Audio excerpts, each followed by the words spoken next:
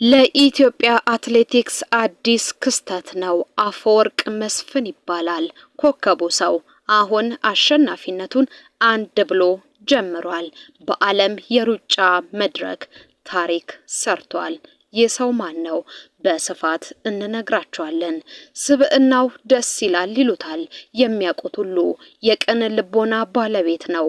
አትሌት ሀብታሙ አባዲ በሩጫ ብቻ ሳይሆን በበጎ ምግባርም ይነሳል። ከሰሞኑ አንድ ነገር አድርጎ ብዙዎችን አስደምሟል። የአትሌቱን አስገራሚ ድርጊት በመረጃችን ይዘንላችሁ መተናል። በሌላ መረጃችን ደግሞ ከአትሌቲክሱ መንደር በበጎነት የሚጠሩ አትሌቶች አሁን ስማቸው ጎልቶ ወጥቷል። ለወገናቸው የሚደርሱ በበጎነታቸው አንቱ የተባሉ አትሌቶችን እንተዋወቃለን። እነማን ናቸው? በዝርዝር ትሰማላችሁ። አስፓልቱ ላይ ስትሮጥ ብዙዎችን አስገርማለች። በካልኮታስ አደባባይ ስታሸንፍ ደግሞ ብዙዎች ቆመው አጨብጭበውላታል። አትሌቷ ደጊቱ አዝመራው ትባላለች። በደጊቱ አዝመራው የአሸናፊነት ታሪክ ውስጥ አንድ ጉዳይ ጎልቶ እየተጠቀሰ ነው። ከደረቷ ያወጣችው ሚስጥር እሱ ምን ይሆን? በዝርዝር ከምትሰሟቸው ጉዳዮች መካከል አንዱ ነው። ማን ይሆን? ኢትዮጵያውያን በአጭር ርቀት አይሳካላቸውም ያለው አሁን ታሪክ ተቀይሯል። የባሌው አንበሳ በአጭር ርቀት ማሸነፍ ችሏል። በራሪው አትሌት የሚል ቅጽልንም አግኝቷል። አዲሱ የአጭር ርቀት ኮከብ ማን ይሆን? በዝርዝር ከምትሰሟቸው ጉዳዮቻችን መካከል አንዱ ነው። አትሌቷ የበጎ ልብ ባለቤትነቷን አረጋግጣለች። ሜዳሊያዋን በመሸጥ ትልቅ ሕይወትን ያተረፈ ጉዳይ ፈጽማለች። ይህች አትሌት ማናት ካላችሁ ከሁሉ ስፖርት ጋር ቆይታ ካደረጋችሁ ትሰሙታላችሁ። ታዋቂው ስፖርተኛ ከባድ የመኪና አደጋ ገጥሞታል። ከእርሱ ጋር የነበሩ ሁለቱ ከዚህ ዓለም በሞት ተለይቷል። ስፖርተኛው ማን ነው? ምን ደረሰበት? ሌላኛው የምትሰሙት ጉዳያችን ነው። የእረፍት ቀናት ላይ በተደረጉ የሩጫ ውድድሮች ላይ ኢትዮጵያውያን አትሌቶች አሸናፊ ሆነዋል። የድል ዜና ነው። ይህንን የምትሰሙታላችሁ። ለ28 ዓመታት ያልተደፈረ የክብረ ወሰን ባለቤት ነው። ይህ አትሌት ፈሩን የተከተለው ልጁ ደግሞ አሁን ታሪክ እየሰራ ነው። አባትና ልጅን ያገናኘው ጉዳይ ምንድን ነው? ለ58 ዓመታት ያልተደፈረው ክብረ ወሰንስ የማን ነው? ይሄንን የምትሰሙታላችሁ። አትሌቶችን ከጭንቅ የሚያወጣ መላ ተገኝቷል። ወደ ቻይና የሚያመሩ አትሌቶችም ታውቀዋል። ግሪን ቪዛ የተሰጣቸው አትሌቶች እነማን ናቸው? ሌላ መላ አለኝ ያለች ሀገርስ ማነች? ይሄንን የምትሰሙታላችሁ። በሌላኛው መረጃችን የወርልድ ክሮስ ካንትሪ ማለትም የሀገር አቋራጭ ሻምፒዮና እየደረሰ ነው። በዚህ ሻምፒዮና ላይ ስሙ በትልቁ የሚጠራ አትሌት አለ። ቀነኒሳ በቀለ። ስለ ቀነኒሳ በቀለና ስለ ሀገር አቋራጭ ውድድሩ ሌላው የምንነግራችሁ ጉዳይ ነው። በሌላው መረጃችን አሁንም የሀገር አቋራጭ ውድድር ላይ የሚያቀኑ አትሌቶች የቪዛ ችግራቸው ምላሽ አላገኘም። ምን አዲስ መረጃ ይኖር ይሆን? በዝርዝር እንነግራችኋለን። ሁሉ ስፖርቶችንን ላይክ፣ ሼር፣ ሰብስክራይብ እያደረጋችሁ ከኛ ጋር መቆየት ትችላላችሁ። የደውል ምልክቷን ተጫኑ። ሁሌም አሸናፊ የሆኑ ታሪኮችን እንነግራችኋለን። ይኸው ወደ መረጃችን አልፈናል። በሀብታሙ አባዲ መረጃ ነው። የጽናት፣ የእምነት፣ የርህራሄ ተምሳሌት ሆኖ ስሙ እየተጠቀሰ ነው የሚገኘው አትሌት ሀብታሙ አባዲ ወደ ሩጫው ዓለም ከተቀላቀለ በኋላ ታሪክ መስራቱን ቀጥሎበታል። በተለይ ከቅርብ ጊዜ ውድድሮቹ ታስታውሱት እንደሆነ የግማሽ ማራቶን የሩጫ ውድድርን ካሸነፈ በኋላ ከደረቱ ውስጥ የቅድስት ድንግል ማርያምን ስዕለ አድኖ አውጥቶ መሳሙ በዓለም አደባባይ እንዲወደድና ስሙ መነጋገሪያ እንዲሆን አስችሎታል። ሀፍታሙ አባዲ አሁን ደግሞ በህጻጽ መጠለያ ለሚገኙ ወገኖችና በረሃብ ውስጥ ለሚገኙ የትግራይ አካባቢ ነዋሪዎች አለኝታ መሆን የቻለ አትሌት ሆኗል። ግማሽ ሚሊዮን ብር ነው መስጠት የቻለው። አትሌቱ በጉዳት ምክንያት ብዙ ውድድሮችን ማድረግ ባይችልም ካለው ገንዘብ ላይ ትልቁን ገንዘብ መስጠቱ ብዙዎች እንዲያወድሱትና እንዲያሞግሱት ሆኗል። ከሀፍታሙ አባዲ በተጨማሪ አትሌት ጎይቲቶም ገብረስላሴ የ100,000 ብር ልግስና አድርጋለት። አትሌት ዮናስ ሀዱሽ የ100,000 ብር ልግስና ሰጥቷል። የትግራይ ፍሬ የሆኑ አትሌቶች በዚህ ልክ እየተረባረቡ ይገኛሉ። የሀፍታሙ ተግባር ግን ከሁሉም ይልቃል ተብሎ ውዳሴ እንዲጎርፍለት ሆኗል። እኛም መረጃዎችን አጋርተናቸዋል። የደግ ስብዕና ባለቤት ስለሆነው ስለ ሀፍታሙ ነው መረጃውን የነገርናችሁ። ወደ ሌላኛው ጉዳያችን እንለፍ። አፈወርቅ መስፍን ይባላል።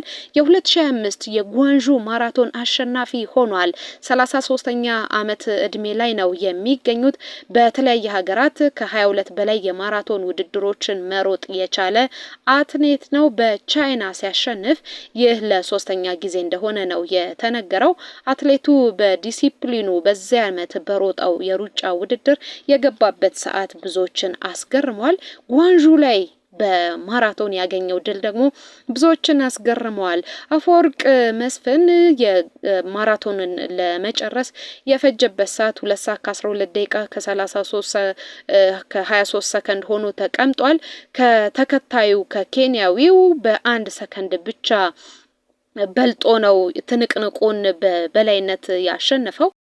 ተከታዩ ኬንያዊ የገባበት ሰዓት ስንመለከት ብርቱ ፉክክር እንደነበረ መናገር እንችላለን። ለማንኛውም እንኳን አሸነፍክ፣ እንኳን ድል ካንተ ጋር ሆነ ነው የምንለው።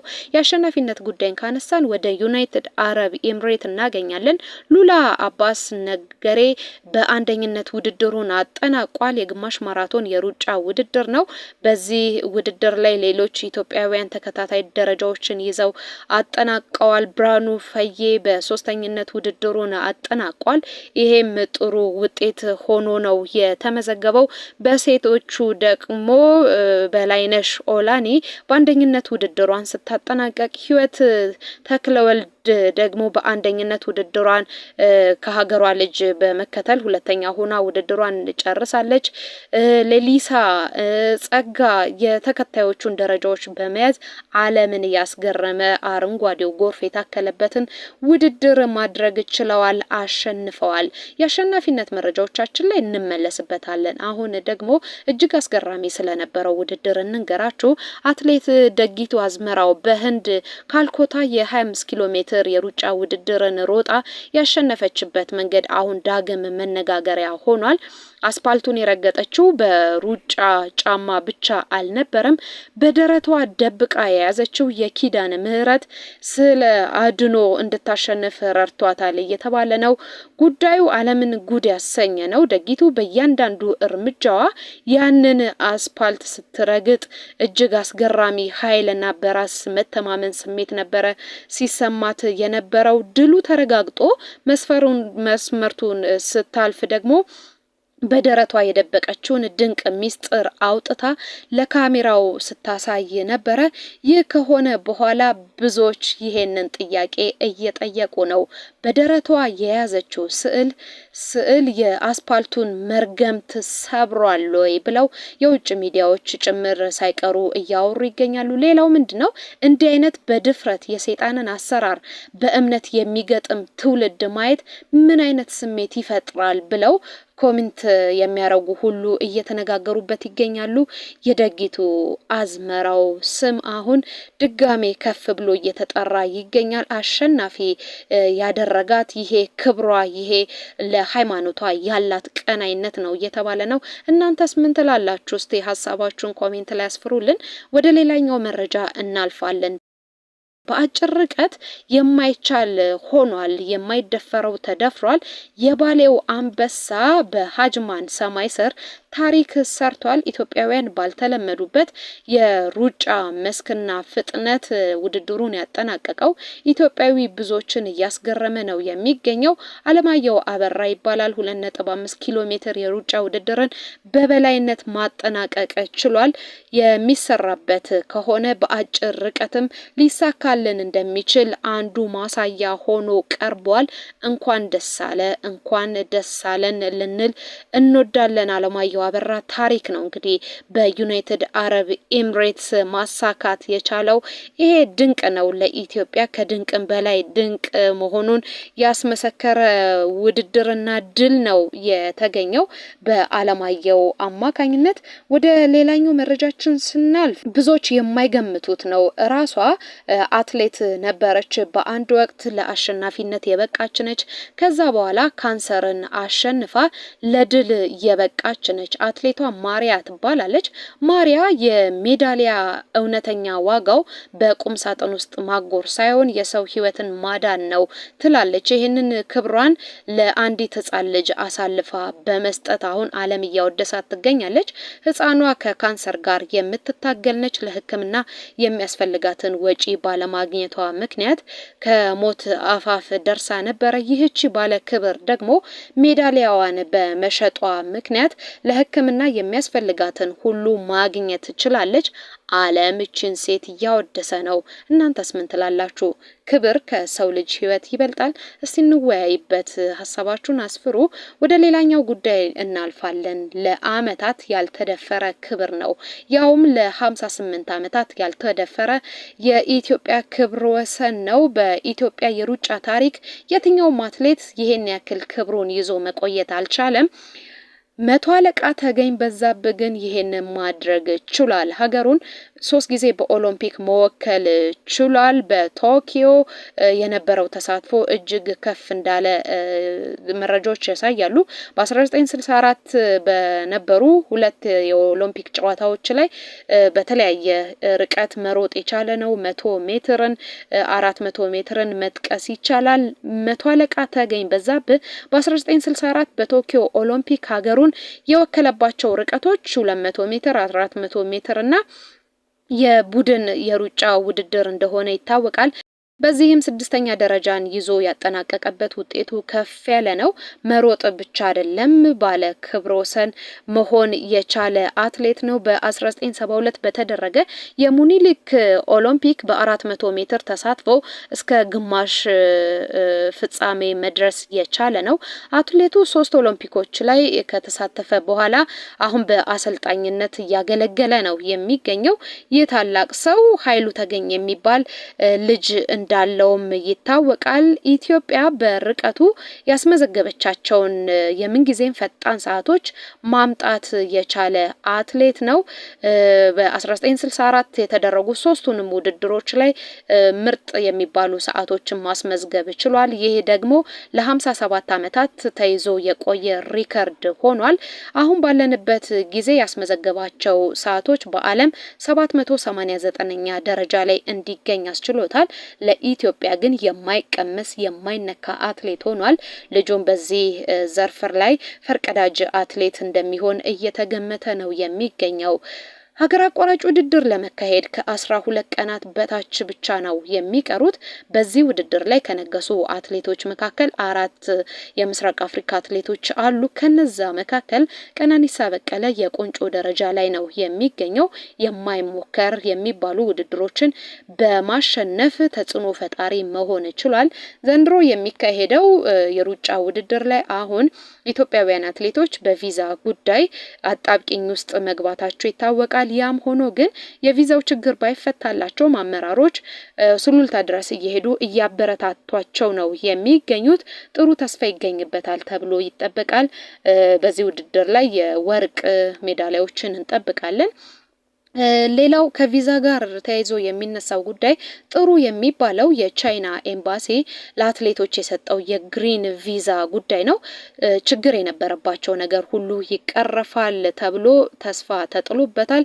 አትሌት ሰለሞን ባረጋ፣ ጎይቴቶም ገብረስላሴን ጨምሮ የማራቶን አሰልጣኞቹ ገመዶ ደደፎ፣ ሀጂ አዶሎ በስርዓቱ ላይ ተገኝተዋል። እነዚህ ሁሉ አሰልጣኞችና አትሌቶች ወደ ቻይና የሚያደርጉትን የትኛውንም ውድድር መካፈል ከፈለጉ የቻይና መንግስት የግሪን ካርድ ወይንም የግሪን ቪዛ እንደሚሰጣቸው ነው እንደ ድል ብስራት የተገኘው። ይሄ ጥሩ ነገር ነው። ወደ መጨረሻ መረጃችን እናልፋለን። አንቶኒዮ ጆሹዋ የመኪና አደጋ ገጥሞታል። እንግሊዛዊው የከባድ ሚዛን ቡጢኛ ነው። አንቶኒዮ ጆሹዋ በናይጄሪያ ሌጎስ ነው የመኪና አደጋ የገጠመው። ጉዳቱን የተመለከተ ዝርዝር መረጃዎች በፖሊስ በኩል እየወጡ ነው የሚገኙት። 36ኛ ዓመት እድሜው ላይ ነው የሚገኘው። ጆሹዋ በነበረው አደጋ የተወሰነ የአካል ጉዳት ቢገጥመውም ሁለት አብረውት የነበሩ ሰዎች ግን ከዚያ ዓለም በሞት መለየታቸው ታውቋል። እድለኛ ሆኖ እሱ ከሞት ተርፏል። ሀገሩ ላይ ሄዶ ነው እንግዲህ ይሄ አደጋ የገጠመው። ለማንኛውም ስፖርት በዚህ ሳምንት ይሄንን ይመስላል። በቃ